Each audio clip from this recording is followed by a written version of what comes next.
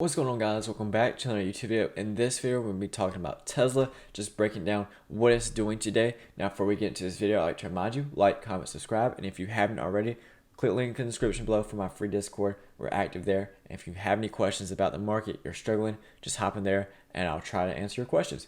Now, just looking at Tesla today, it's up over 5%. So any day Tesla's up over 5% is an amazing day. Now, just looking at the overall NASDAQ is pushing today. So what happened Thursday? Thursday, we discussed that.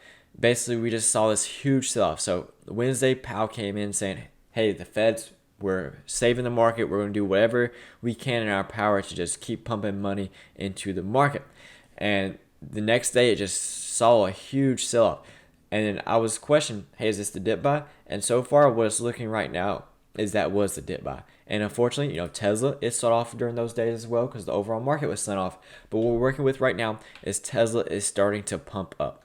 So we're up $37 today. What I'm looking at is a couple key levels right here. So we're going to go down to the 15-minute time frame just because the market just opened. But either way, what I'm looking at is this push above the $700 level. Now, that's a psychological level. We didn't quite get there. During pre-market, we're right now testing pre-market highs. So that's good to see right now. Overall market's pumping up.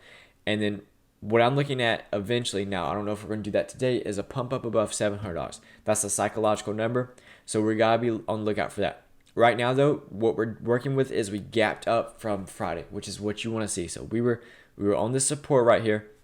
We gapped up, and now we've broken that downtrend for the moment. But ultimately, what you want to see is this area that's been giving us a lot of trouble. So 700 level, look how many times we were unable to hold it, and look how many times we've been getting rejected. So this 700 level, guys, is a level that's been causing us a lot of trouble. We've gotten rejected from it. We were unable to hold above it, came right back down, rejection, rejection. So this week, our main focus is getting above $700 and staying above it. The important thing is that we stay above it. We need to stay above it. Either we push up into here, and we pull back, and we just consolidate our base out. So that's what I'm looking at for the overall market. Now, that's assuming that we cooperate here. So this week, what I'm looking at for NASDAQ, if we do get crazy on Tesla, is we push up into here. This is where I want us to end up this week. That's why I have my alert set. Then we've passed these highs right here. So with Tesla, obviously, if we do push up that high, then Tesla's going to benefit from that. So ideally, what you want to see, now I'm not saying we're going to do this today. It's possible though. Tesla could get crazy still today, but what you want to see is a push past 700. Push past 700, base out. We don't need to fall underneath it. The last thing you want us to do is to fall underneath it. Once we, base out, we are sure that we're staying above it, then we can have the conversation of where we're going to go next. Personally, what I think is going to happen if we do stay above $700 is I think we're testing 720 this week. We're testing 720 and potentially looking for that breakout. So I do think this week, if we do, get crazy, we do push up, we have an awesome week on the market.